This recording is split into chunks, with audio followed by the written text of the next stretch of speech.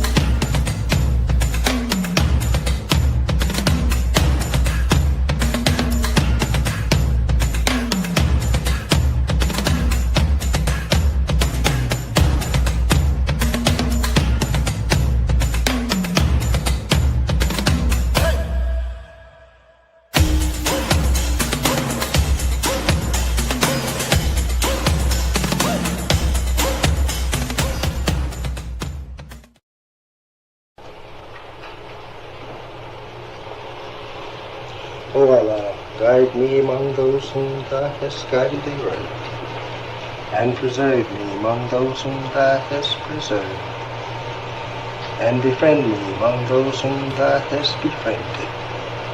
Bless me in whatsoever Thou dost grant me, and deliver me from the evil of what Thou hast judged. Surely Thou judgest, and none can judge against Thee. And he whom Thou befriendest is not disgraced. Blessed art Thou, O Lord, and exalted be Thee above what they set up besides Thee. I bear witness, nothing deserves to be served besides Thee. And I bear witness that Muhammad is Thy servant and apostle. Amen.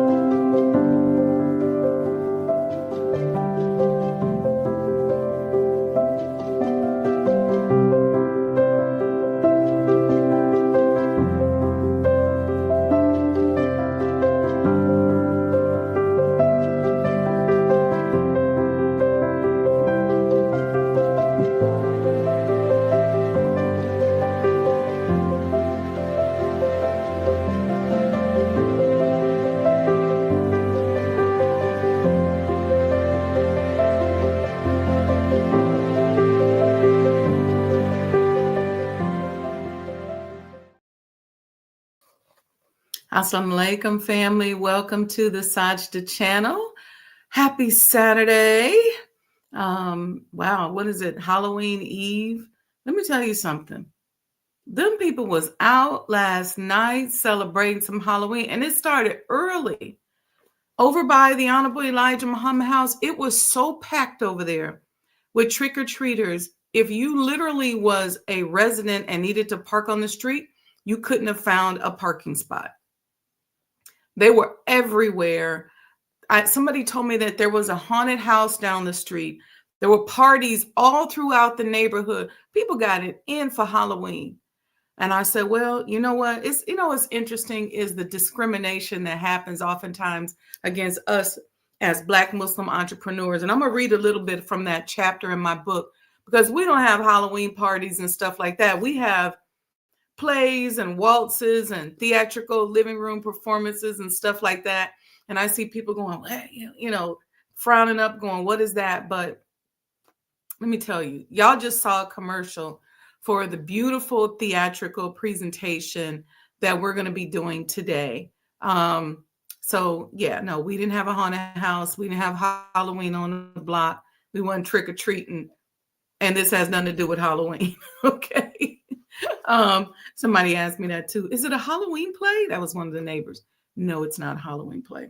It's a living room theater is what we're calling it. And what we're doing is sort of replicating what would have happened at the turn of the century, right? Because of course there was no television, there was no, internet, you couldn't stream. People in these types of large homes brought in actors and artists to entertain them. And people came to the house to hang out because of the entertainment. It may have been a celloist or a guitar player or a singer. And they did small little theatrical presentations either in their ballrooms or in their living rooms. And so we want to bring back that tradition where it's just a small private event. Obviously, I actually saw an invitation for one that occurred at that home somewhere around 1912. And they had a theatrical performance on the third floor in the ballroom, what later became where the administration place in the Nation of Islam. And they had a poet, they had a singer. And I say, I just think that is such a beautiful tradition to bring back. And so we're bringing back these small private living room theatrical events, so intimate, so powerful, but extremely well produced. And the beautiful thing is that we get to use technology and live stream it to you. So if you go to ElijahMuhammadHouse.com, you can live stream it if you're not in Chicago and you aren't able to come, but you will be able to obtain a link to live stream. And what the Libbies used to do in the 1900s, of course, these were their very wealthy friends that would come and they would donate into a fund, and the fund would help them either start their businesses, solve a problem. I love the concept. Okay. So today, everything is so commercial where everybody wants to, make so much money off of stuff. But there's a different way that you can create wealth, wealth and power. And that is one of the things that we'll be doing. Okay. So I want to take a moment. And if you go to my Instagram page, the Sajdah House Instagram page, so it's at Sajdah House. There's a few clips from the rehearsal, and you can see what I mean when I say small, intimate, private, but very well produced. Sister Margaret Mahdi, I really believe that she received some divine revelation when it came to putting this together. And this is great because our little living room theaters which will be small 1 and 2 hour acts that will build up to a huge production where we'll be doing a whole play that we're working on. Also, we're going to show about a 30-minute sort of like mini docu-series put together by Brother Mukaddin Muhammad in Atlanta and his company's called Expedite Editing. And he accompanied myself and Dr. Leonard McInnes, along with his parents, Sister Dawn R. Muhammad, who is one of our experienced reps and soon to be board members of the Honorable Elijah Muhammad House Museum. We went to Sandersville, we went to Cordell, we went to Macon, and he documented it, filmed us and put together this mini docu-series. So you're going to see that as well this evening. So I'm excited, just really excited. But before we do that, I know I always got to add in something that's kind of probably a little sinister, but so my new book, The Art and Science of Business, I'm sorry, I didn't put my little monikers up here today, has a chapter in it called Discrimination Against Black Muslim Entrepreneurs. And this is something that I want to start exposing, because I really want to introduce some type of legislation to stop people from making it so difficult for us to do simple things like get insurance, like get a loan.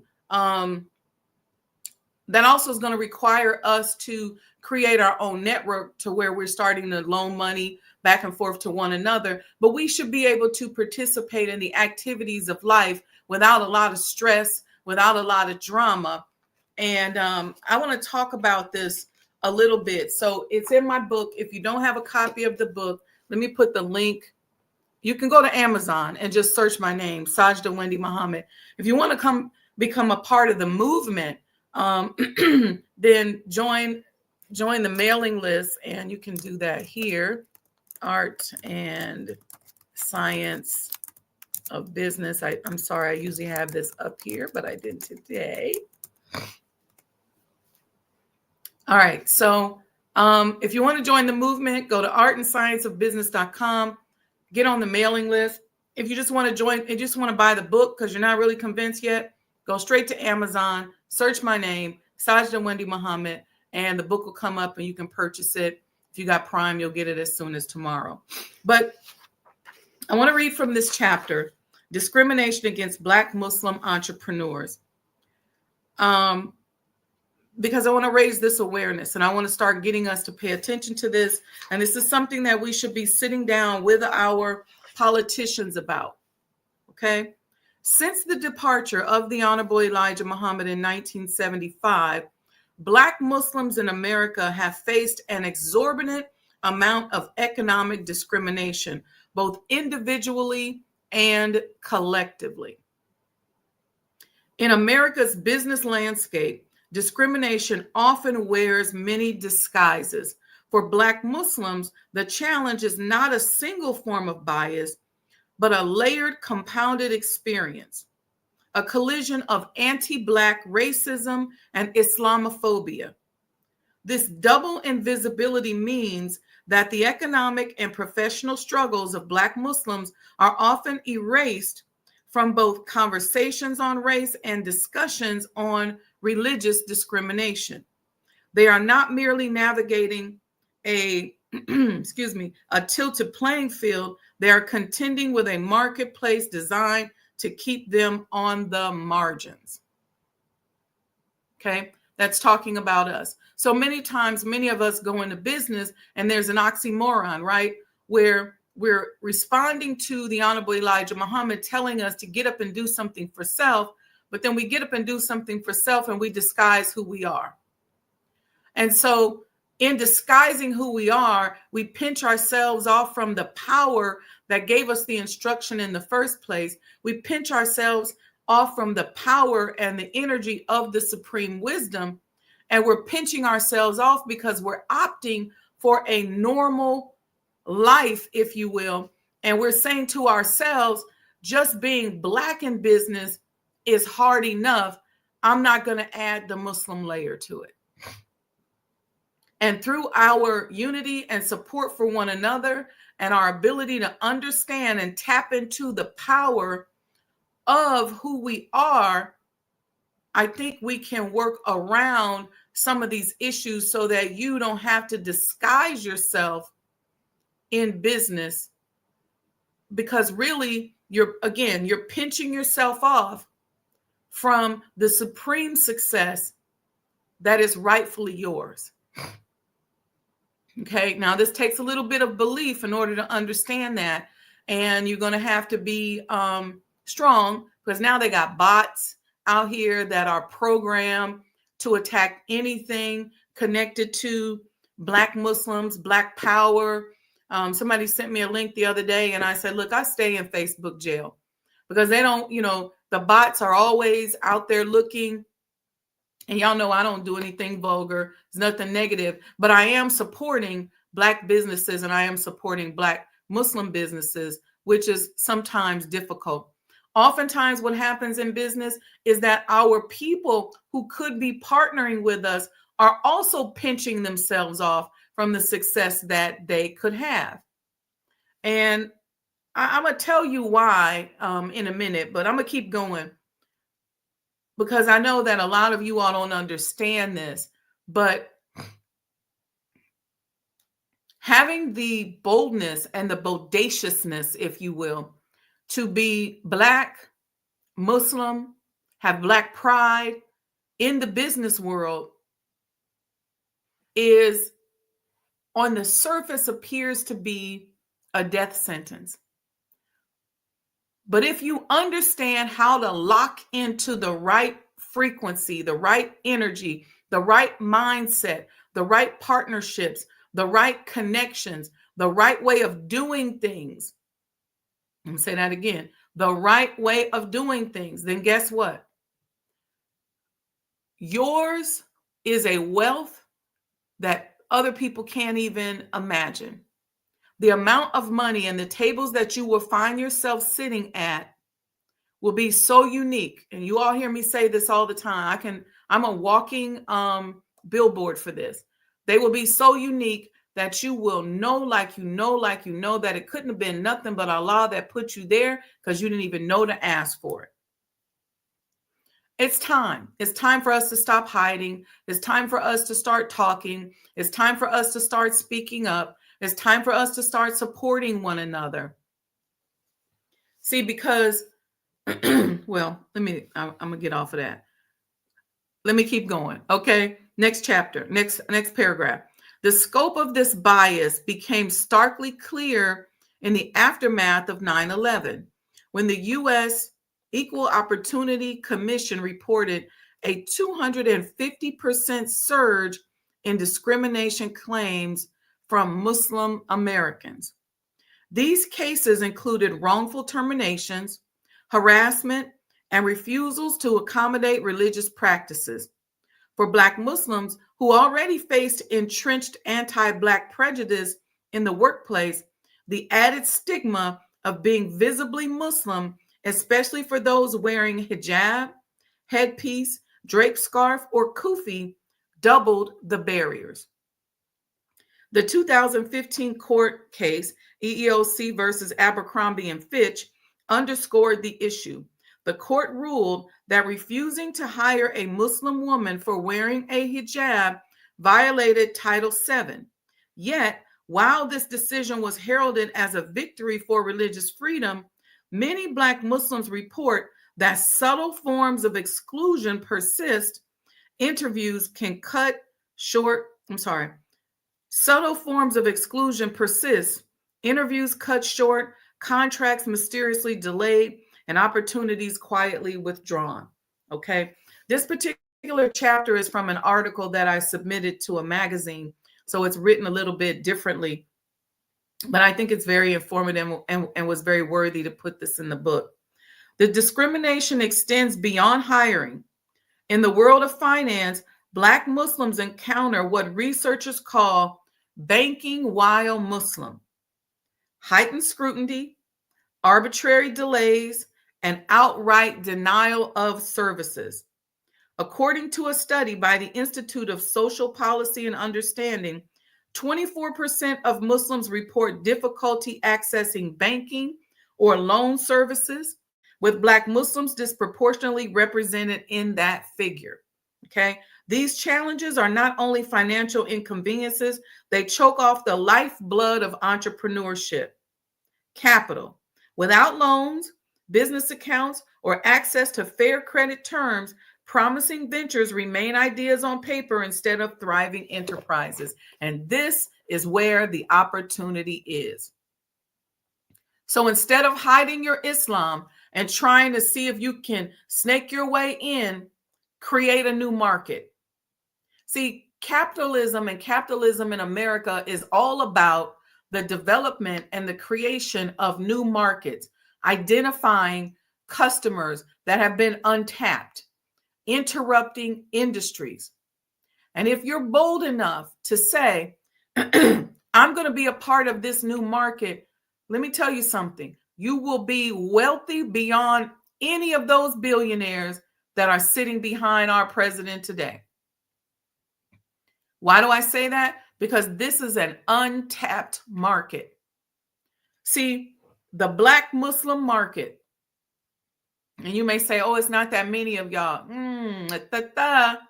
See, because there's a lot of registered Black Muslims, okay? But then in the Nation of Islam, under the Honorable Minister Louis Farrakhan, followers of Al-Islam through the Imam Warith Deen Muhammad, but then there's also those that have been touched by Islam, either through a parent, through a friend, through a relevant relative, or those who are actually believers and followers, but who are hiding in the business world because they're afraid of the discrimination.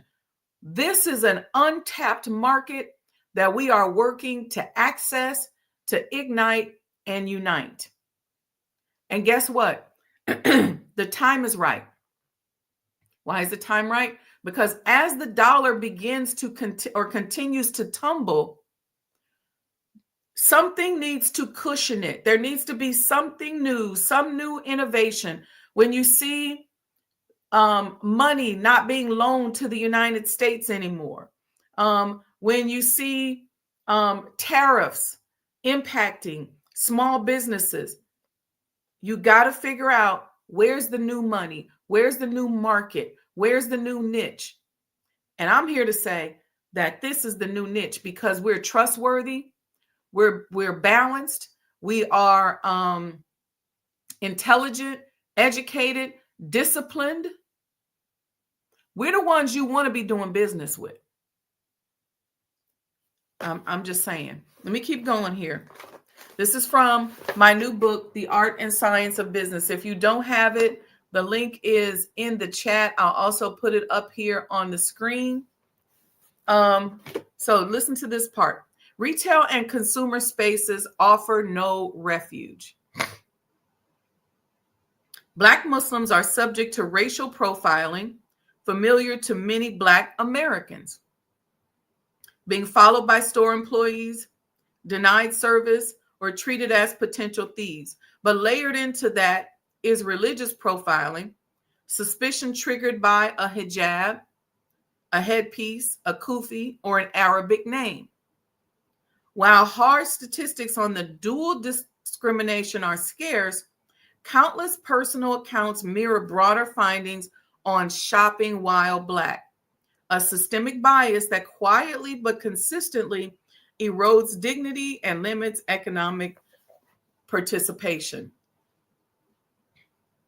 Listen, you can be out here and be antiquated and just say, well, I just want white customers, or I just want to do business with white people. But guess what? The numbers are going to be against you. There's not enough white people out here shopping, or there's not enough white people out here that are going to do business with you and partner with you because they're already locked into where they are. And the only way you're going to steal customers or steal away or get those customers who are shopping with white-owned businesses or who are saying, I only deal with white people in this particular matter, is to become a market so big that they want to invest in it. And this is where our unity comes in. Don't let the bots, the AI that's out here creating these stories teach you that our unity is irrelevant. I put up a post about how God wants us to unite.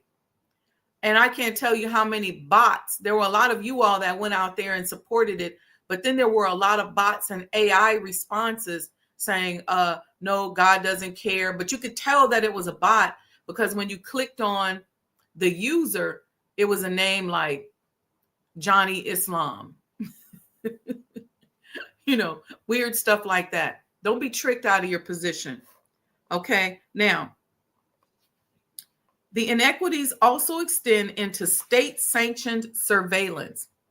So long before 9/11, law enforcement agencies targeted Black Muslims under the guise of national security. Programs like Countering Violent Extremism disproportionately monitored Black Muslim communities, creating an atmosphere of distrust and fear. For entrepreneurs, this means that community events, mosque fundraisers, or cultural festivals could be infiltrated by informants or police, chilling economic activity and community-based business networking. Okay. Again, if you are a person out here in business, I'm giving you a tip.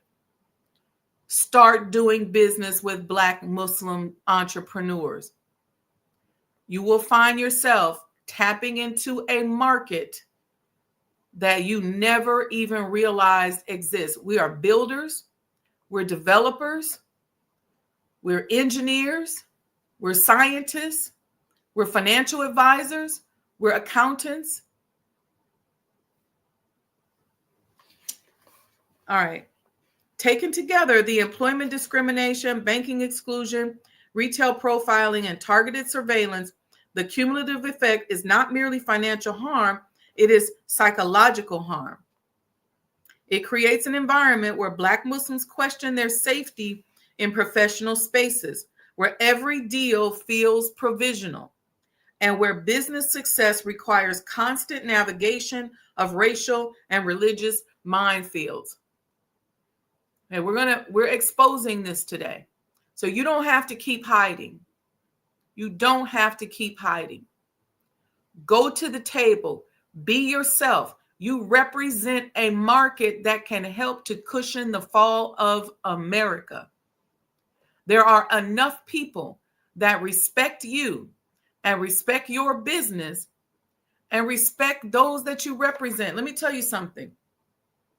If you take the number of people that were touched during the time when the Honorable Elijah Muhammad was here among us, if you take the number of people that the Honorable Minister Louis Farrakhan has touched, and you take the number of people that Imam Warthuddin has touched, it's enough to be a competitive financial and business market around the world. It's enough. So go to the table with pride. Go to the table knowing what you represent. You also represent 90 plus years of service that has been helping, supporting not only humanity, but resurrecting the Black man and woman now for close to 100 years. That has value. So we have to stop hiding behind the sycamore tree, to use the words of the Honorable Elijah Muhammad, and start to step out into the business world, in the medical world. If you're in medicine, sometimes it's very difficult to reach our people. It's difficult to deliver medical services to our people in an effective manner. But trust me, a Black Muslim doctor can do that. Okay? Trust me. If you have a new restaurant you are trying to franchise into a certain neighborhood, go get you a Black Muslim franchisee. Excuse me. Okay. Thank you. Thank you. That will get you access to a market that you didn't even realize was there. Okay. Where are we? Despite these challenges, Black Muslims have remained builders, founding businesses, creating jobs, driving cultural innovation. But the data makes one thing clear. Unless these dual layers of discrimination are confronted head on, the economic potential of Black Muslims will remain stifled, and America will lose out on the wealth, innovation, and leadership they could bring to the national economy. And so I'll give you some data, but let me know in the chat if you have any questions for this. Let me see what you all are saying about this. Because this is really important. It's extremely important for us, where we have to stop hiding. Because here's the deal. When you hide and you say, well, I don't want them to know that I'm a Muslim. So you're going to try to go into business and you're going to say, I don't want them to know that I be listening to Farrakhan or whatever. And I'm not saying you got to wear it on your sleeve. But when you are deliberately hiding in the name of being able to do business in a better way, think about not only what you're cutting yourself off from, but think about the level of competition you are opting into. Okay.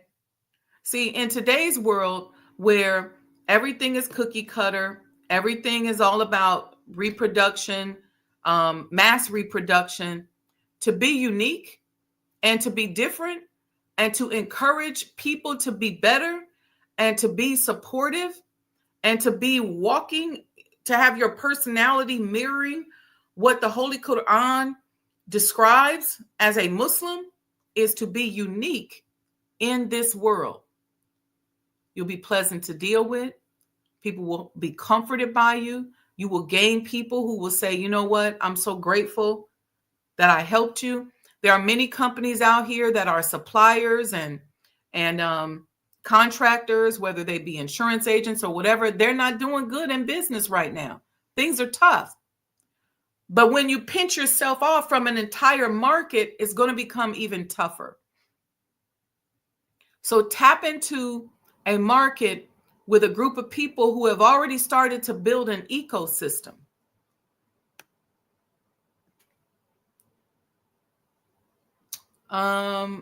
Regional Sky Girl said, excellent work and message. May Allah continue to bless you, your ministry. Praise be to Allah. She called it a ministry. Oh, no, that's Reginald Muhammad that said that. Thank you, Brother Reginald. Thank you so much. Appreciate you. Let's see. Sister Betty said, absolutely. Who else we got in here? I see Sister Alita here. Assalamu alaikum. I see Brother Lamont here. And of course, Regional Sky Girl is here. Thank you. Thank you. Oh, y'all chatting it up today. Okay, y'all. Sister Betty. Hey, girl. Hey. Assalamu alaikum. All right. Any questions about what I am sharing?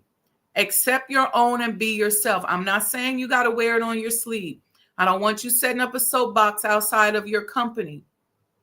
I'm saying just be yourself and start internally being yourself. Know who you are. Step up to the plate with the energy, knowing who you are. One of the reasons why you're struggling in your business,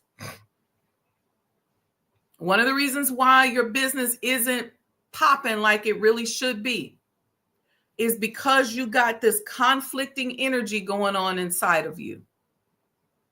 You don't really believe that you deserve a seat at the table. You're approaching it with conflicted thoughts. Go in there and know, like you know, that embedded in your personality is a supreme wisdom that is designed to save humanity. You can save any business situation. You can save any organization. You can help. You can be of value. But you got to go in there with a level of certainty. And let's start exposing, let's get ourselves, if you're in a situation, get yourself stabilized and start exposing the discrimination that is out there against Black Muslims in business. See, one thing about us as followers of the Honorable Minister Louis Farrakhan, he teaches us to have a high level of integrity. He teaches us to not be violent, to not violate what we've been taught. He teaches us to move with honesty, integrity.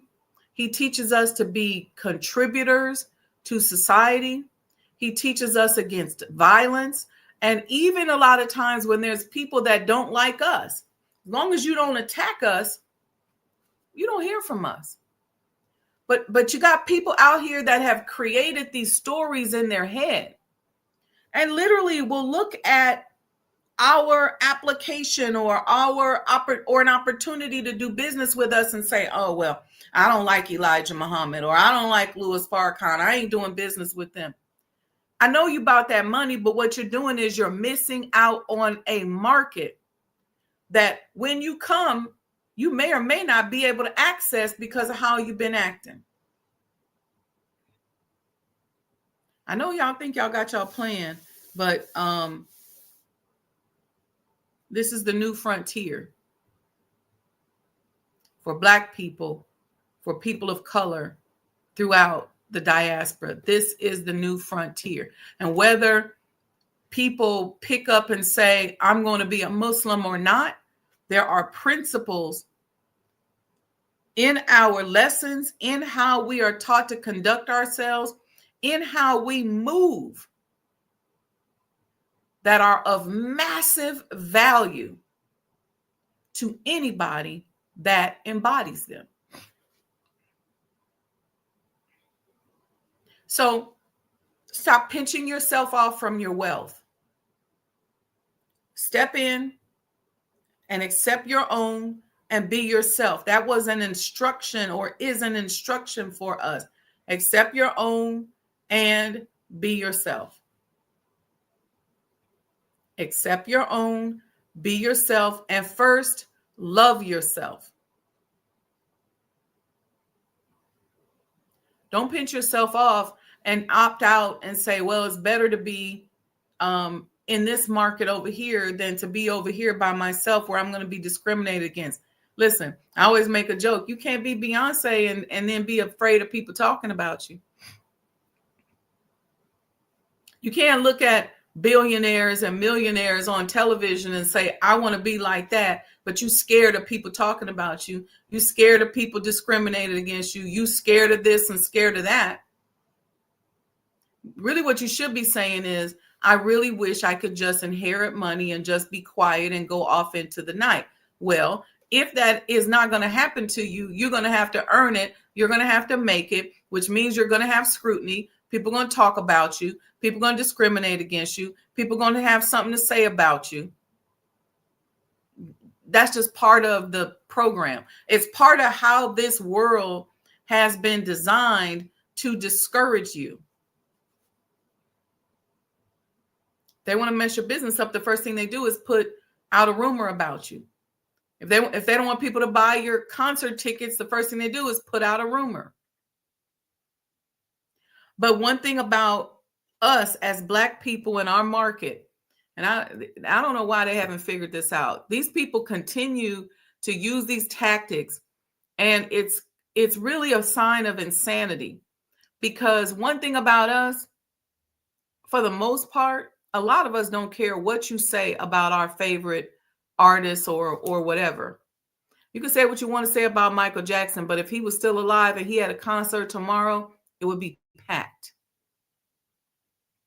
You could say what you want to say. There's so many of our former artists. You could say what you want to say about Gerald Levert.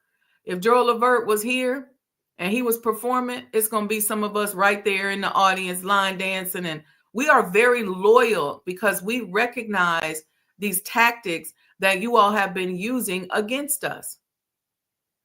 Most people, when they think about the Honorable Minister Louis Farrakhan, it doesn't matter what you say about him. If he comes out tomorrow, people are going to be there.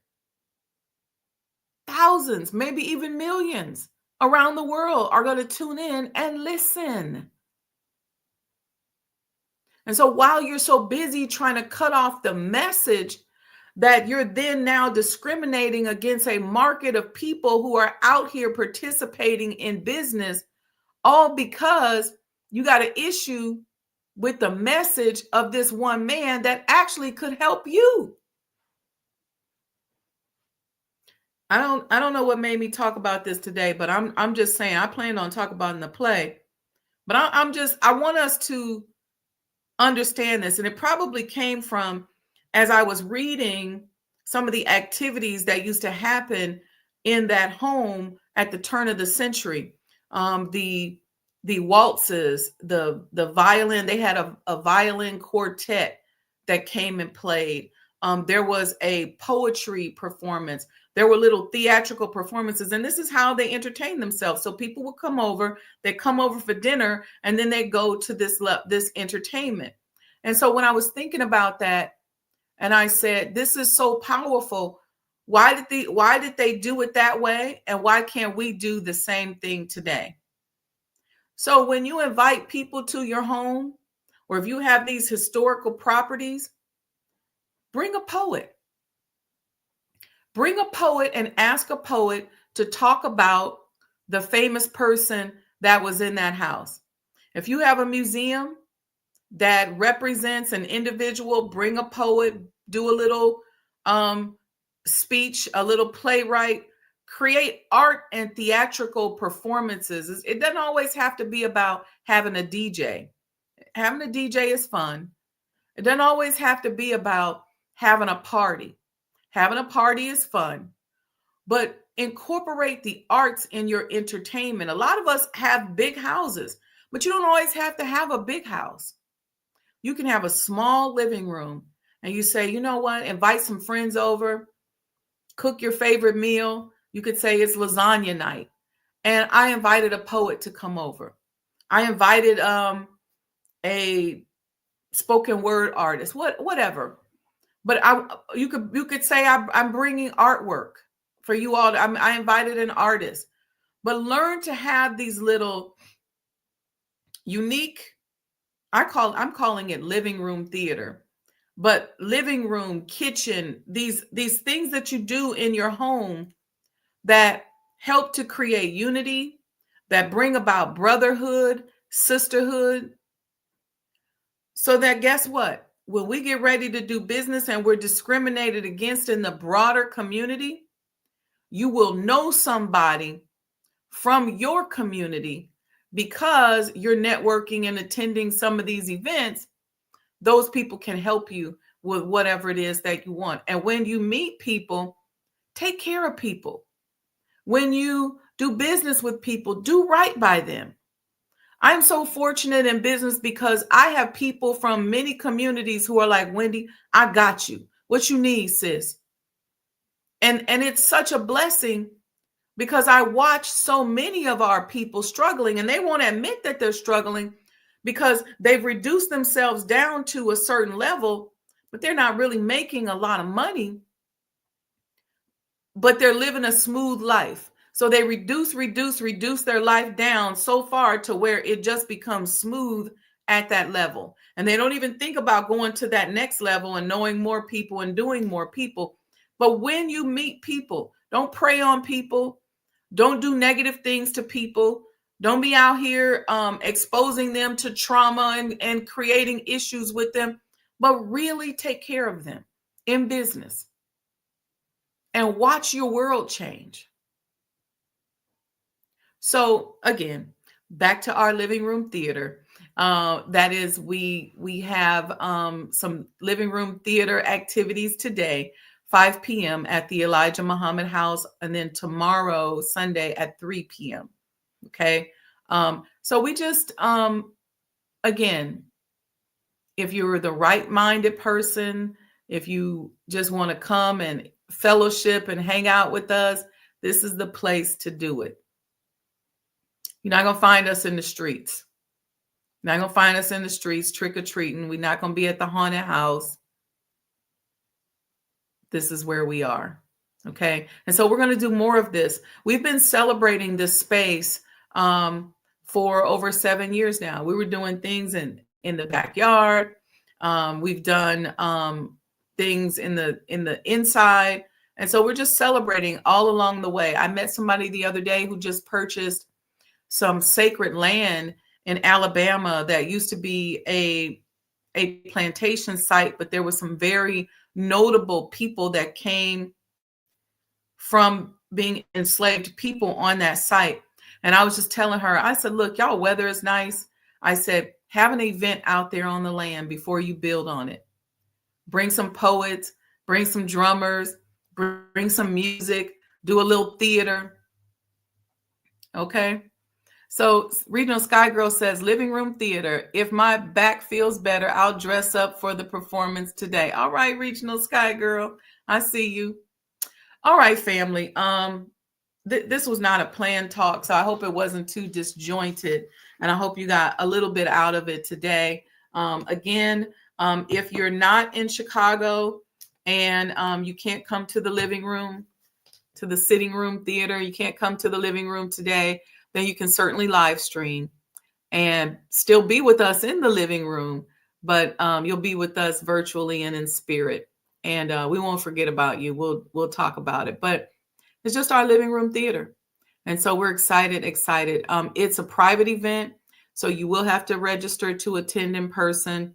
It's not a thing where you can just, it's not a public amusement thing where you can just walk up and go, oh, I want to go. You got to be invited to the living room. If it's somebody's house, you got to be invited to come over. You can't just come over. So you want to go and register to attend, and we do have the right to refuse attendance from anyone at our house. All right. So Betty said, this is awesome information, sis. Thank you, and thank you. And go out and support the art and science of business. I'm going to be at the Silver Room here in Chicago on 53rd Street on November 22nd from 4 to 6 p.m. We're going to be networking. You're going to see probably in the next couple of days, there'll be an Eventbrite that the Silver Room's going to put out, and we're going to be doing a book signing. We're going to be talking. We're going to be networking. So bring your business cards, whether you have electronic or paper. And this is an opportunity for us to see and get to know one another. But I'll tell y'all more about that as we move forward. All right. Okay, family, peace and blessings. Inshallah, I'll see many of you all later today. Thank you for joining this morning. Share this live with someone.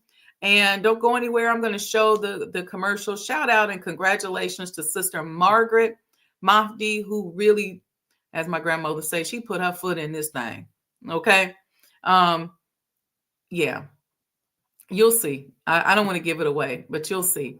All right. So join us. We'll see you in the living room this afternoon. Peace and blessings.